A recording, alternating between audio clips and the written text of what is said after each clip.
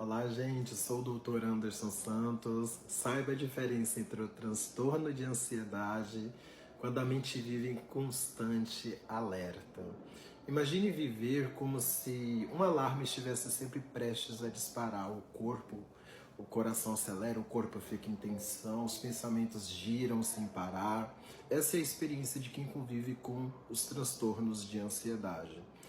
Mas, afinal, estamos falando de um quadro único ou de vários, né, que compartilham semelhanças e se expressam de formas talvez diferentes?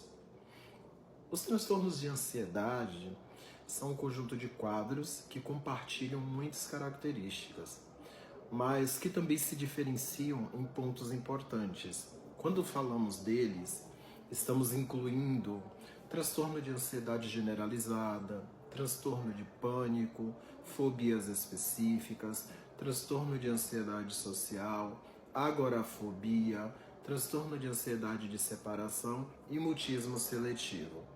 Embora cada um tenha sua assinatura clínica, todos apresentam um denominador comum: medo ou preocupação desproporcional em relação ao risco real e com impacto funcional. É importante frisar isso. Além disso, costumam estar acompanhados de sintomas físicos como coração acelerado, falta de ar, tensão muscular e sudorese, alterações no sono, fadiga, dificuldade de concentração, e impacto significativo na vida escolar, profissional e na social também. Tendência à evitação de situações percebidas como ameaçadoras. Mas os que os diferenciam então? O transtorno de ansiedade generalizada, conhecida como TAG, né?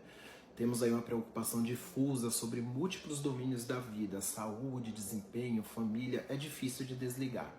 No transtorno de pânico, temos crises abruptas de medo intensos, acompanhados de sintomas físicos marcantes, medo de novas crises.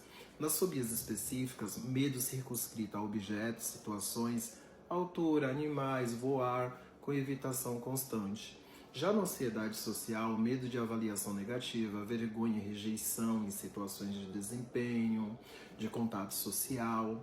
Na agorafobia, o medo e evitação de situações nas quais escapar ou receber ajuda seria difícil, caso surjam sintomas intensos como transporte público, filas, espaços abertos ou fechados. A pessoa pode restringir deslocamentos ou sair apenas acompanhada. O transtorno de ansiedade de separação traz um medo intenso de afastar-se das figuras de apego, comum na infância, com o sofrimento antecipado em ida às escolas, novas rotinas, e o mutismo seletivo, que é o silêncio situacional por ansiedade em contextos específicos, em escolas, consultas, né? Desde que a pessoa se sinta em ambiente seguro. Perceba que todos esses quadros compartilham a mesma raiz, o excesso de alerta, mas se manifestam de formas diferentes. Para que nós possamos identificá-los com clareza, podemos utilizar instrumentos que qualificam a presença e a intensidade desses sintomas.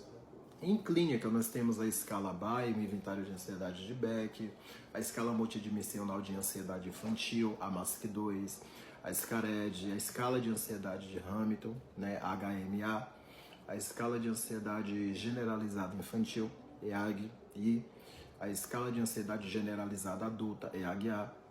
E essas ferramentas, aliadas à entrevista clínica, anamnese, observações e relatos de familiares, de escola, ajudam a diferenciar a ansiedade de outros quadros que podem se confundir com o TDAH e os transtornos de humor. E é muito importante entender que a clínica é soberana, mas podemos contar com o apoio de alguns instrumentos, sim, adequados para nos auxiliar. Eu sou o Dr. Anderson Santos, eu acredito na ciência que transforma vidas. Espero que esse vídeo possa te ajudar. Compartilhe, curte e até o próximo vídeo.